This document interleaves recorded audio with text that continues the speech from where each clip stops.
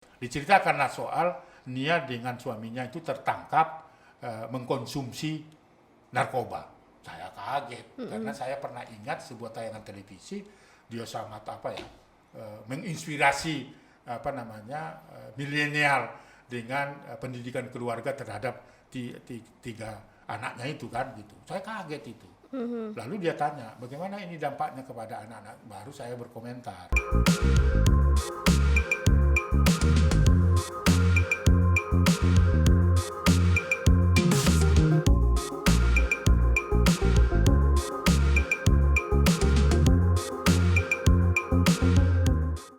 Halo sahabat anak Indonesia, jumpa lagi bareng Nia di Ngobras, ngobrol bareng Bang Aris. Untuk kepentingan terbaik anak, dukung terus Aris Merdeka Official dengan cara like, comment, share, and subscribe. Depannya udah ada Bang Aris. Kita ketemu lagi Bang di Ngobras. Gak bosan-bosan? Apa kabarnya? Baik, alhamdulillah. Sehat Sehat Bang. ya? Abang gimana, sehat? Sehat, prima. Prima. Dan PKPPM ini sibuk nggak Bang? Sangat sibuk. Sangat sibuk Karena tatap mukanya nggak bisa ya. Jadi kita menggunakan meja Zoom. Oke, jadi Zoom terus-terusan begitu ya Bang? Ya, saya kira ini sekarang kita manfaatkan dengan baik lah begitu. Oke, jadi Abang sekarang ditatap online, tatap Ya, gadget. betul. Oke, Bang, kasus yang baru-baru ini viral, katanya ada seorang anak di Tangerang begitu ya Bang ya, mengalami kekerasan fisik oleh tetangganya. Tapi katanya kekerasan fisiknya ini sudah sangat luar biasa gitu. Mungkin bisa Abang jelasin ke kita atau ke sahabat anak Indonesia? Iya, jadi begini nih ya. Beberapa waktu lalu Komnas Perlindungan Anak mendapatkan berita dan laporan dari warga netizen yang dekat dari korban memberitahukan kepada Komnas Perlindungan Anak ada sebuah peristiwa yang sangat-sangat keji. Saya sendiri tidak bisa membayangkannya. Seorang anak balita umur 2 tahun terpaksa harus menderita karena hampir lehernya itu disayat ya oleh tetangganya sendiri, yang selama ini orang nggak pernah menganggap bahwa ada kelainan jiwa dari pelaku gitu kan. Tapi tiba-tiba ya faktanya itu ada anak disayat sampai hampir putus ya, dan menurut keterangan warga netizen di sana yang ikut menangani perkara itu melaporkan kepada Komnas Perlindungan Anak beberapa kali menyelamatkan anak itu karena warga masyarakat sudah curiga ini akan kehabisan darah begitu kan. Lalu kemudian menyerahkan atau mengantar di salah satu klinik, rumah sakit dan sebagainya, semua ditolak karena memang lukanya parah gitu kan. Tapi sangat luar biasa nih ya, anak itu bisa bertahan akhirnya begitu jauh dari tempat kejadian itu ke rumah sakit Tangerang ya, dan diberitakan itu saat ini sedang dalam perawatan. Dan Komnas Perlindungan Anak bersama dengan perwakilan di sana sudah langsung koordinasi supaya terus memantau karena itu posisinya anak itu dalam kondisi luka sangat berat dan sebagainya. Apa yang bisa ditarik dari situ nih ya, bahwa ternyata kejahatan terhadap anak itu bukan hanya sekedar apa yang kita bayangkan ya, seperti membentak, memukul dan sebagainya, tapi ini sudah sampai pada mencelakai anak yang tidak tahu persoalan apa-apa ya. Usianya berapa Bang? 2 tahun ya, 2 tahun. 2 tahun. Perempuan lagi. Pelakunya sendiri Bang? Pelakunya di atas 40 begitu. Laki-laki atau perempuan? Laki-laki. Membawa sengaja pisau gitu kan. Itu kejadian di Tangerang. Dan banyak juga kejadian, saya baru menerima 1 minggu kedatangan tamu dari Riau, itu ada anak-anak berumur sekitar 7 tahun itu dipukul, dianiaya dalam posisi masih hidup, walaupun pada saat itu menurut keterangan saksi itu badannya sudah ada yang patah dan sebagainya. Pada posisi masih hidup itu dikubur hidup-hidup gitu. Karena hanya karena ada perselisihan antara ayah dan ayahnya si korban itu dengan pelaku. Nah, itu terjadi di Riau.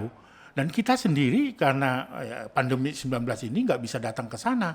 Padahal standar kita harus betul-betul bisa menemui itu gitu kan. Tapi apa yang mau saya ceritakan, tadi itu ada yang disayat ya. langsung. Kemudian ada anak dalam kondisi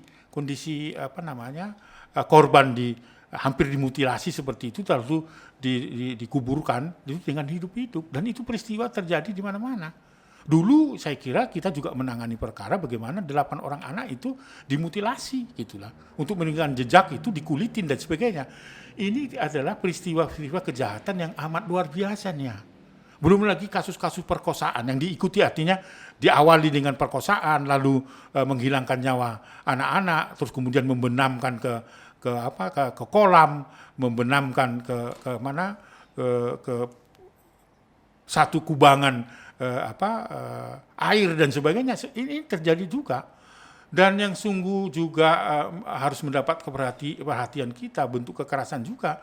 Bagaimana kita juga pada saat itu bertemu dengan salah seorang ibu, karena kita menemukan sebuah pengaduan bahwa ada anak yang dicelupkan di dalam bak mandi, ditinggal karena dia marah dengan suaminya karena diduga oleh istrinya itu selingkuh dan sebagainya. Nah, apa yang saya ingin ceritakan ini peristiwa-peristiwa kejahatan dan kekerasan dalam dunia kita, di Indonesia itu sudah cukup memprihatinkan. Kalau kita misalnya ada pertanyaan dikaitkan dengan COVID-19, sungguh-sungguh sangat rentan anak-anak ini menjadi korban dari segala bentuk, bisa eksploitasi, ya, kekerasan seksual, eksploitasi ekonomi dan sebagainya. Nah, oleh karena itulah saya kira kehadiran pemerintah itu penting, kehadiran masyarakat juga penting, kehadiran alim ulama juga penting. Jangan lagi kita membiarkan itu hanya persoalan rumah tangga individual gitu ya. Ini peristiwa bentuk-bentuk kekerasan yang di luar akal sehat manusia. Saya sendiri juga kalau saya menerima pengaduan itu mendidih sebenarnya darah saya, dan ya saya nggak bisa memberikan sesuatu yang bisa melindungi anak ketika anak itu sudah menjadi korban. 2 tahun loh, ada yang 8 bulan. Bang, itu yang di Tangerang itu kenapa Bang anaknya disayat Saya sendiri lehernya? nggak tahu, karena anak itu tidak pernah punya masalah. Ya, artinya bahwa anak itu nakal gitu, enggak, anak perempuan umur 2 tahun ya. Tapi memang maksudnya sering main ke tetangga Ya, ini. iya, tetangga itu. Nah, sementara ini banyak juga katakanlah keluarga dari si pelaku itu mengatakan kepada pihak kepolisian bahwa dia punya kelainan jiwa. Enggak, ternyata. Ketika misalnya setelah hasil pemeriksaan nggak ada kelainan nggak jiwa. ada, dan polisi pun nggak percaya terhadap itu alibi. Nah, seringkali kalau misalnya itu penyakit jiwa, melakukan kekerasan, pasti karena gangguan jiwa. Begitu, terus supaya ada dibebaskan dan diringankan dan sebagainya. Tetapi Komnas Perlindungan Anak nggak kehilangan akal. Ya, Komnas Perlindungan Anak kan punya perwakilan di Kabupaten Tangerang ya. Saya kira Ibu Dewi dengan timnya sudah memeriksa itu dan tidak percaya terhadap alibi yang dilakukan keluarga, bukan korban, bukan pelaku loh. Jadi sementara itu dia melakukan itu karena apa, Bang?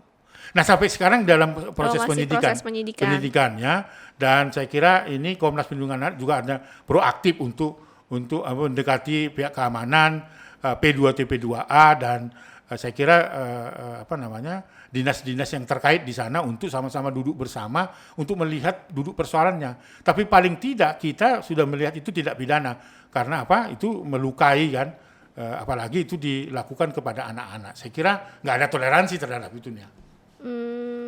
Oke. Nah, Bang, kalau sebenarnya ada kasus baru lagi di orang tua asuh. Jadi gini di Palembang, Banyu Asin kalau nggak salah, Bang, saya baca. Mereka mengadopsi seorang anak karena memang katanya anak hasil pernikahannya mereka itu meninggal dunia gitu. Terus akhirnya mereka mengadopsi. Nah, mereka adopsi itu anaknya, terus mereka melakukan kekerasan terhadap anak anak itu usia 6 bulan begitu, Bang. Dugaannya sih katanya kedua suami istri ini depresi, katanya nih menurut berita mereka depresi ya, karena kehilangan dari anaknya. Nah, gimana ya, Bang? Maksudnya mereka bisa mengadopsi, apakah itu tidak diperiksa oleh pihak dinas atau seperti apa sih, Bang, alur dan lain-lainnya? Begini nih ya, jadi di dalam proses adopsi itu ada aturan mainnya dan diatur oleh undang-undang. Nggak sembarangan orang mengadopsi. Oke. Dia harus memenuhi kriteria yang ditentukan berdasarkan undang-undang tentang adopsi. Misalnya apa? Dia punya penghasilan yang baik. Dia tidak temperamen. Dia punya rumah. Artinya ya tidak harus wah begitu ya, tapi cukuplah untuk memberikan kehidupan bagi anak-anak itu. Itu persyaratan yang minimal ya. Lalu setelah itu dia keluarga itu minta rekomendasi dari dinas sosial terdekat. Lalu dinas sosial terdekat itu melakukan pemeriksaan terhadap keluarga itu dengan menunjukkan atau menceklis syarat-syarat yang harus dipenuhi. Setelah itu sudah dipenuhi, maka dinas sosial membuat rekomendasi istilahnya untuk minta penetapan pengadilan. Berdasarkan semua kriteria itu dan syarat itu, maka pengadilan akan mengeluarkan surat penetapan adopsi. Itu syaratnya. Jadi kalau unsurnya itu tidak terpenuhi, nggak boleh mengadopsi itu. Jadi tidak lagi ada sebelum ada undang-undang tentang adopsi. Kalau dulu kan anak tetangga, anak paman, anak bibi itu bisa kan karena ikatan keluarga. Nah nggak bisa sekalipun itu adalah anak bibi kita. Kalau bunyinya adalah mengadopsi itu, maka dia harus punya persyaratan itu. Supaya apa? Supaya tidak terjadi seperti peristiwa yang ada di Banyuasin. Di Banyuasin itu. Ya, kemudian kok bisa dua-dua itu melakukan tindak itu karena alasan depresi, itu berarti itu adopsinya tidak benar. Kalau mereka sampai mengadopsi dengan jalur yang Abang bilang tadi ya. Iya, kalau itu misalnya benar, itu kan misalnya berarti itu koreksinya dalam proses memberikan rekomendasi itu adalah yang salah. Mungkin ada yang salah gitu. Apalagi kalau itu misalnya tidak melalui prosedur yang sesuai dengan undang-undang. Akhirnya anak yang menjadi korban. Selalu anak korban di mana-mana, itu loh yang saya ingatkan kepada semua keluarga besar Indonesia ini, bahwa selalu kalau kita tidak bisa memanage keluarga kita, anak yang akan menjadi korban. Bisa saja karena kita tidak mampu memanage keluarga kita dengan baik, kekerasan dalam rumah tangga itu akan terjadi. Ya, dan selalu korban adalah anak kita. Di mana-mana itu. Oleh karena itulah patut semua orang harus memberikan kewajibannya melindungi anak-anak, karena posisi anak itu posisi pada lemah, tidak mampu membela dirinya gitu loh. Ya. Saya ingin contohkan, umur anak 2 tahun seperti yang terjadi di Tangerang itu apa yang bisa dia bela dirinya? Makanya agak bingung juga Bang, dia bisa jadi korban. Nah inilah perilaku yang sekarang ini. Apakah emang korban itu sering bolak-balik main ke sana Bang? Ya namanya juga anak-anak, jadi dia di mana aja kan bisa bermain kan, dia tidak tahu risiko. Kan sudah kenal berarti. Ini kenal, itulah makanya yang menjadi problem kenapa itu terjadi. Itu dilakukan maksudnya di dalam rumah atau enggak, di halaman disaksikan banyak orang. Orang yang melihat itu malah terheran-heran, meneriaki lalu kemudian itu terjadi ya di sayat, lalu kemudian berteriak dan sebagainya, warga masyarakat yang mengantar ke rumah sakit. Jadi artinya itu bukan pada malam hari sepi, enggak gitu loh. Nah itu artinya apa yang sekarang mau saya katakan, ini loh peristiwa yang harus diwaspadai. Ada yang membenamkan di dalam bak mandi, dikurung di domba ya, binatang seperti di kandang kerbau dan sebagainya. Itu yang terjadi saat ini. Tidak hanya sekedar melakukan kekerasan biasa yang kita bayangkan, enggak. Ini loh situasinya. Jadi itu yang saya sebut selalunya, ini situasinya adalah abnormal. Oke. Kau bisa bayangkan ya, seorang ibu mengandung 9 bulan, melahirkan, membesarkan, menyusui. Ini kan sebuah peristiwa yang harus diberikan penghargaan kepada seorang ibu. Tapi apa faktanya? Di Pandeglang itu ada peristiwa yang dilaporkan ke Komnas Perlindungan Anak. Menurut keterangan dari warga masyarakat yang melaporkan, anak ini sedikit nakal. Padahal anak ini sebenarnya kan kemana aja dia kan lari sini lari, itu kan dunia anak ya kan. Tapi bagi ibunya itu merupakan melawan aturan dari rumah tangga itu.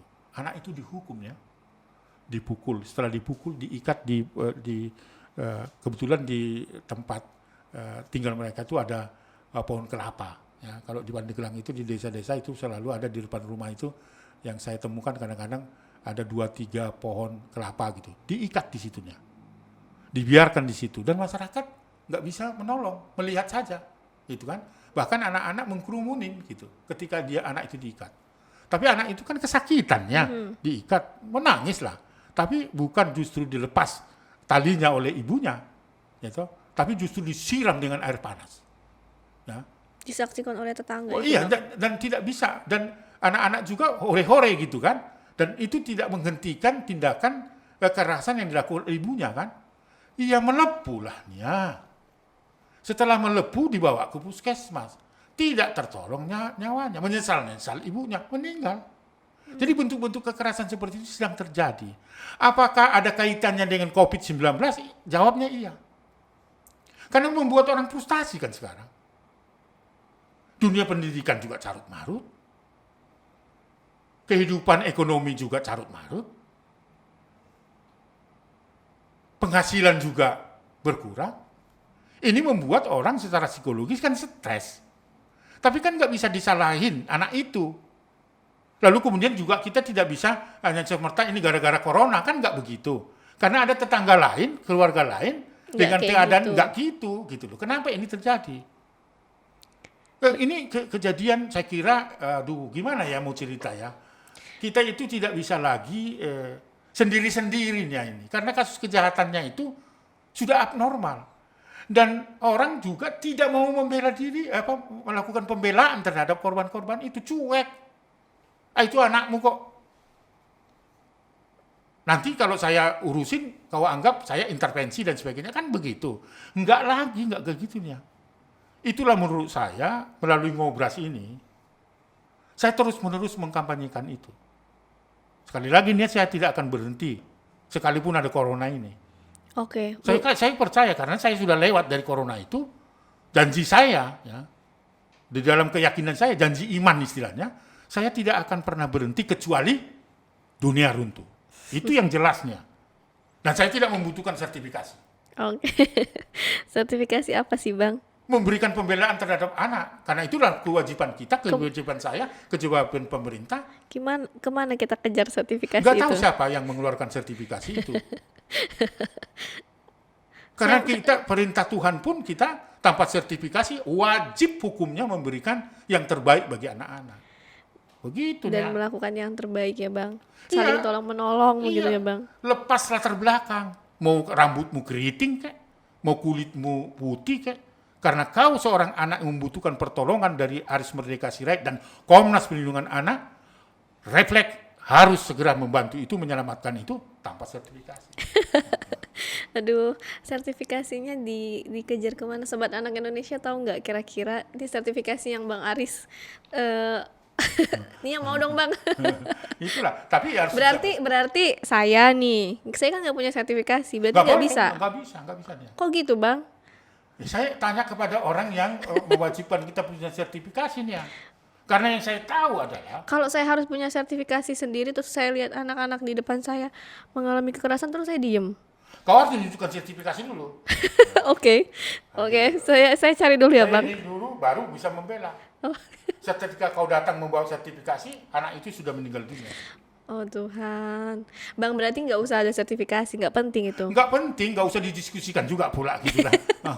Habis waktu untuk itu. Nah sekarang situasi yang mencekam itu, saya kira itu harus menjadi perhatian kita. Ya, langkah senangnya ketika kita bisa ngobrol tentang ini supaya masyarakat semua paham betul bahwa anak-anak sekarang itu membutuhkan pertolongan kita. Ya, bentuk-bentuk kekerasannya juga sudah abnormal. Perilaku-perilaku orang yang harusnya membela tidak membela juga adalah masuk dalam kategori abnormal ya. Situasinya ini bukan provokasi sekali lagi.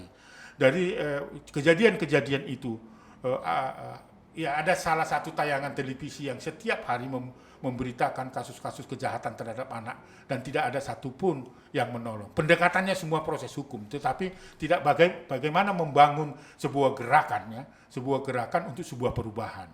Nah, Komnas Perlindungan Anak untuk menangani sebuah perkara kekerasan atau pelanggaran terhadap anak, seperti yang terjadi di sekolah Selamat Pagi Indonesia itu, bukan hanya sekedar penegakan hukum terhadap kejahatan yang diduga dilakukan pemiliknya itu, tetapi dengan advokasi itu hendaknya menjadi perubahan di seluruh Nusantara, di mana banyak juga sekolah-sekolah berasrama, baik itu berlandaskan agama non-agama, yang juga menyimpan malapetaka dan banyak anak-anak di sana yang diharapkan oleh orang tua untuk mendapatkan perlindungan tetapi menjadi korban-korban kekerasan. Itu menjadi tantangannya, ya.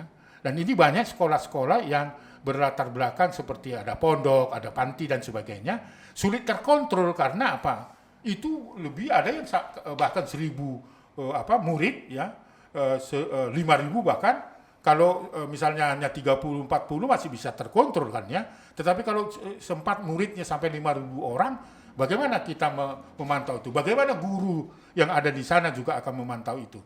Nah, itulah yang saya katakan perlu bahu-membahu, saling menolong untuk melihat peristiwa itu perlu didampingi, diadvokasi, dan diputus mata rantai kekerasan terhadap anak itu. Karena kekerasan terhadap anak itu sudah di luar akal sehat, ya, di luar akal sehat manusia. Itu yang saya katakan, membenamkan di dalam bak mandi karena marah pada suami, masih umur 3-4 bulan, 5 bulan, masukkan lemari dan sebagainya. Itu kan sebuah perbuatan dan kejahatan terhadap kemanusiaan yang sulit untuk diterima akal sehat, begitunya.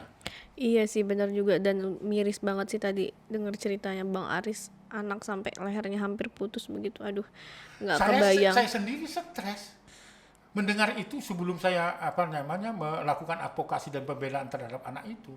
Hati-hati loh. Saya sendiri stres. Kau dia sebagai psikolog, saya butuh konsultasi dengan kau karena saya itu tidak bisa melakukan tindakan nyata, tapi terus menerima informasi yang membuat beban psikologi saya itu terganggu. Kita boleh Bang melakukannya, tapi nggak di sini. Itulah maksud saya, artinya bahwa sekalipun saya melakukan pembelaan terhadap anak itu, tapi butuh ya butuh Bang. juga cas baterai istilahnya kalau Iya. bahasa kampung saya, ya.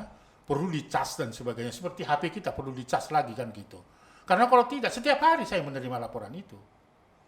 Makanya tidak ada waktu bagi saya untuk berdebat tentang sesuatu yang tidak ada gunanya gitu loh. Oke, ini Bang, dengan Abang terus menceritakan kasus ini, terus kita ngobrol ini adalah salah satu Abang ngecas juga loh Bang. Ya, saya kira saya melampiaskan Iya. emosi saya terhadap peristiwa-peristiwa yang ada yang tidak bisa serta-merta kita menerima pengaduan langsung bisa menyelesaikan. Sementara masyarakat selalu kalau datang ke Komnas Perlindungan Anak seperti maaf kata membawa luka, sampai di sini pulang lukanya tertutup, sembuh. Nggak bisa karena ini prosesnya sungguh membutuhkan waktu. Itu loh yang saya ingin butuhkan kepada masyarakat keseluruhan. Mari kita bahu-membahu untuk memutus mata rantai kekerasan terhadap anak.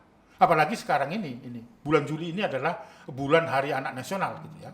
Bagaimana nanti tanggal 23 anak Indonesia itu oleh pemerintah adalah dirayakan sebagai Hari Anak Nasional. Tapi saat ini situasinya sungguh tidak mungkin untuk dirayakan dengan standar-standar yang ada gitu. Apalagi temanya itu anak terlindungi Indonesia maju dan hindari anak dari pandemik COVID-19. Bagaimana kalau kita tidak punya kemampuan untuk itu? Sementara kita lihat saja, jutaan anak menurut Ikatan Dokter Indonesia saat ini terpapar positif terhadap COVID-19 varian baru Delta.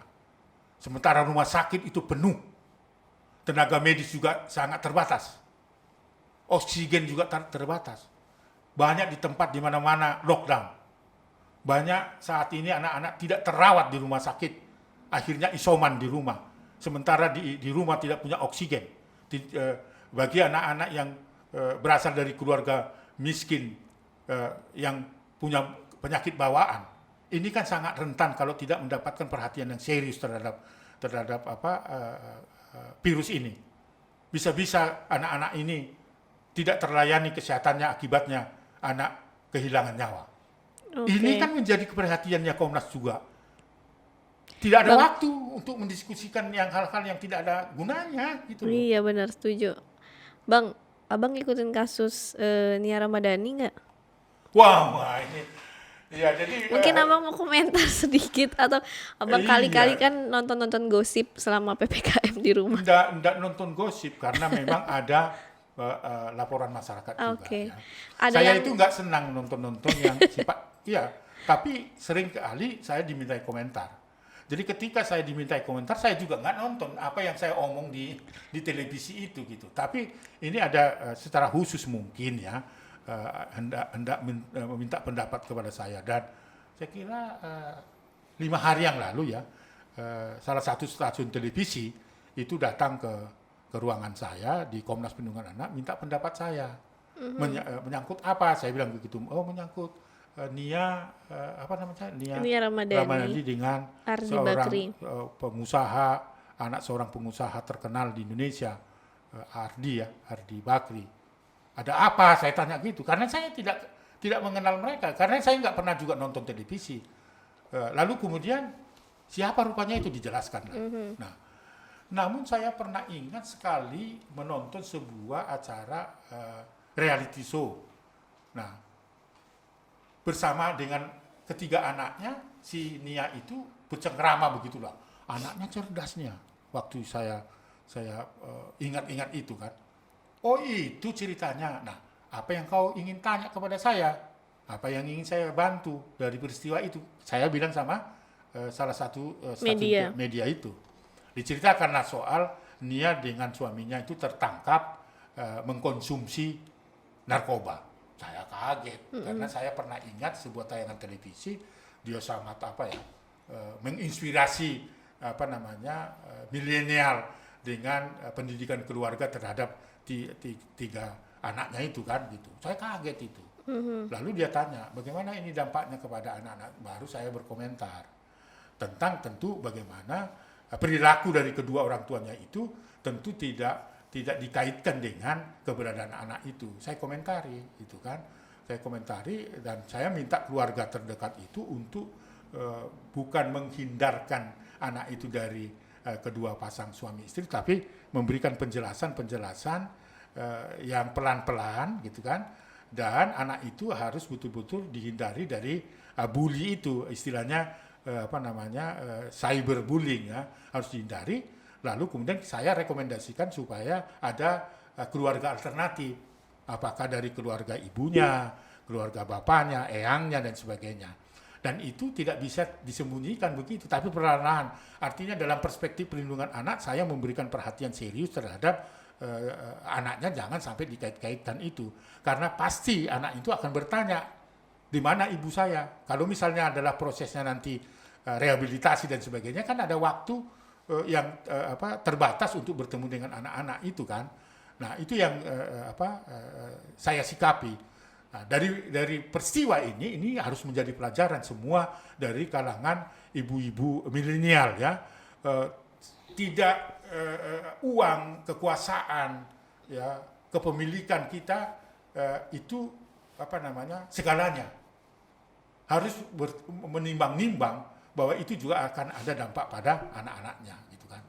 Nah, dari pengakuan itu saya menerima informasi itu dikonsumsi bukan sehari 2 hari, sudah lama, dan itu pengakuan dari ibunya sendiri.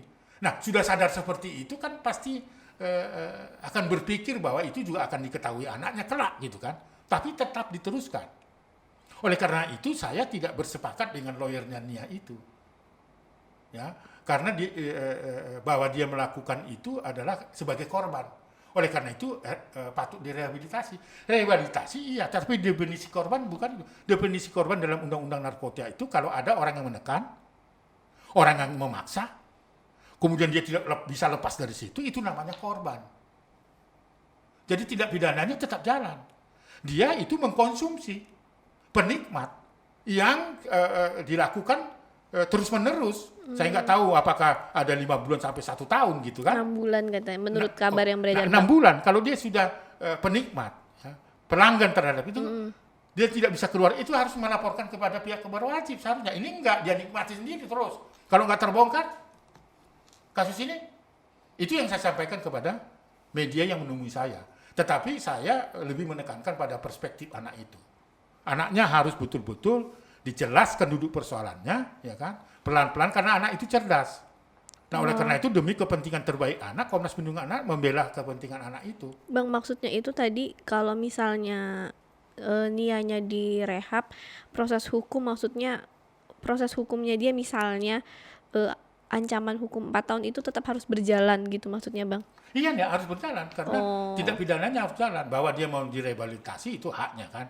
Karena undang-undang narkoba juga setiap orang yang pecandu dan sebagainya diberikan kesempatan untuk rehabilitasi. Tapi rehabilitasi itu bukan berarti menghapus tindak pidananya, tidak. Jadi maksudnya gini, Bang, selama proses hukum dia direhab, terus Iyo. kemudian berkasnya misalnya, kan saya nggak ngerti nih SP21, terus masuk ke pengadilan, Betul. terus kemudian disidang, berapa kali sidang, terus misalnya putusan 2 tahun. Nah, Betul. putusan 2 tahun itu dia nanti direhab atau dia di penjara itu gimana maksudnya, Bang? Dalam simultan bisa dilakukan. Dalam proses persidangan ya tindak pidananya jalan, itu bisa juga jalan rehabilitasinya, nggak ada masalah. Nah, misalnya Nggak harus selesai dulu, misalnya ditentukan pengadilan hukumnya 2 tahun baru rehabilitasi, nggak. iya, Bersamaan. sambil iya sama kayak dia lagi ditahan gitu kan, Iya, Bang. sama. Nah, berarti kan misalnya sisa dari hukuman dia adalah misalnya 1 tahun dari proses rehab dia. Dia itu tetap direhab atau dia masuk ke penjara atau gimana sih maksudnya, Ya Bang? tetap dia Oh, direhab. rehab itu bisa. Oh, berarti hukumannya itu rehab begitu, Bang? Enggak, jadi Hukumannya penjara. pidananya penjara. Hukuman pidananya Pidana penjara. fisik, ya. Oh, jadi ketika putusan Teng hari itu dari hakim, berarti dia langsung di penjara, nggak direhab. Iya, gini, kalau ada permintaan dalam proses persidangan sekalipun, itu bisa berjalan rehabnya. Iya, Rehab direhab. itu kan nggak harus di dalam satu tempat yang khusus, kan bisa begitu. Itu tergantung putusan hakim nanti. Iya, itu kan dia sementara ini kan direhabnya di BNN tuh, Bang. Betul. Nah, Itu terus kan berarti kan tahanan BNN. iya, tahanan BNN. Oke. Nah, sekarang kan berarti lagi proses sidang nih. Betul. Proses sidang. Nanti misalnya sidang diputus, oke, selama persidangan sampai selesai itu proses 1 tahun, kemudian dia diputus 2 tahun. Berarti kan masih ada sisa hukuman 1 tahun. Nggak begitu. Oh, gimana, Bang? Gini. Maaf nih, saya Jadi nggak kan- tahu nih. Jadi gini kan, ada 2 kan, ada usulan dari keluarga. Iya. Karena dia tergantungan obat itu, maka perlu secara medis direhab kan. Nah, sekarang misalnya dia tindak pidananya tetap, artinya jaksa menerima berkas dari BNN atau polisi dan sebagainya. Saat ini polisi kan, Polda Metro Jaya. Nanti diserahkan kejaksaan dalam tuntutannya, misalnya dia dituntut 2 tahun. Tutup 2 tahun. Nah, masuklah dalam proses persidangan kan. 4 tahun, Bang, katanya di Kalau berita. misalnya 4 tahun, masuklah dalam proses persidangan. Iya. Kan? Persidangan kan nggak tiap hari, sekali seminggu misalnya. Nah, kalau dia dititipkan di BNN misalnya, ya selama di BNN dia direhabilitasi. Jadi rehabilitasi itu bukan mengurangi tindak pidananya, enggak. Oke, terus proses hukum. Proses, misalnya dia ancam dia 4 tahun, Putusannya diputusan 4 tahun. Tapi kan proses rehabilitasi sudah jalan kan. sudah, iya. Itu nggak ada istilah dikurangi dari Oh, oke. proses. Jadi 4 tahun ini dia harus menjalani hukuman Iya. di penjara. Di penjara. Rehabilitasi jalan, bukan berarti dikurangi. Nah, itu yang akan terjadi dan itu yang nggak pernah dipikirkan. Oleh karena itu saya selalu mengatakan dari penjelasan lawyer dari Nia itu, ya saya ingin luruskan kepada masyarakat bahwa itu bukan korban. Kalau korban itu adalah karena ditekan, tidak boleh keluar di situ. Ada orang yang membuat dia tidak bisa keluar, itu korban namanya. Tapi kalau dia misalnya sampai 6 bulan menikmati, ya bahkan dia menyuruh ada seorang untuk menghadirkan atau mendatangkan barang terlarang itu kan sebenarnya penikmat kan. Kalau sudah penikmat, seharusnya kalau dia tertekan dan dia harus lapor pada polisi. Ini kan enggak. Kalau misalnya itu tidak terbongkar, wah itu kasihan kan, 2 pasangan suami istri ini akan terus menerus jadi penikmat kan. Korbannya adalah anak-anak. Nah, kehadiran dari salah satu wartawan dari media itu saya lebih melihat perspektif perlindungan anaknya. Nah, kemarin itu saya akhirnya menonton beberapa tayangan televisi, ada pengakuan-pengakuan dari ya, ibunya terpatah-patah, ya itu bisa dilihat dalam pendekatan psikologi. Ketika ngomong anak pertama tunduk sebentar, tunduk gitu kan. Lalu kemudian ketika bicara anaknya kedua, mulai dia agak tertunduk, lebih tunduk lagi dan seterusnya. Itu artinya bahwa dia masih mencintai anaknya itu, tapi dalam ketergantungan itu dia tidak pernah memikirkan dampaknya. Nah, oleh karena itu saran saya kan selalu ya, bahwa anak jangan dikorbankan, untuk masyarakat juga jangan dibully ya, apa yang kita kenal namanya cyberbully. Anak itu nggak punya persoalan dengan perilaku ayah dan ibunya. Tetapi saya selalu mengingatkan, uang, kekuasaan, apa yang ada pada diri kita yang wah, itu bukan segalanya. Oke. Nah, itu pesan moral dari Komnas Perlindungan Anak ya. Dan kita siap bantu supaya anak-anak ini betul-betul tidak punya beban yang dibuat oleh masyarakat dan lingkungannya. Oke Bang, terima kasih Ya. untuk Dan ngobrolnya. peristiwa-peristiwa itu banyak, bukan ini. Ini saya komentari bukan karena ini dari Sebagai pasangan edukasi, suami, iya, Bang. bukan pasangan yang ideal untuk saya, karena dampaknya seperti ini. Oke, nah itu tadi sahabat anak Indonesia, obrolan bareng Bang Aris. Sampai ketemu Bang di Terima obrolan kasih. selanjutnya ya Bang. Baik. Jangan bosan-bosan ketemu sama Nia. Ya, saya kira ada peristiwa-peristiwa yang lain juga harus didiskusikan, mencari solusi yang terbaik bagi anak-anak. Oke, dan Aris Merdeka Ceria selalu ada untuk anak Indonesia. Nah, dukung terus Aris Merdeka Official dengan cara like, comment, share, and subscribe. Salam anak Indonesia. Anak terlindungi, Indonesia maju. Sampai jumpa.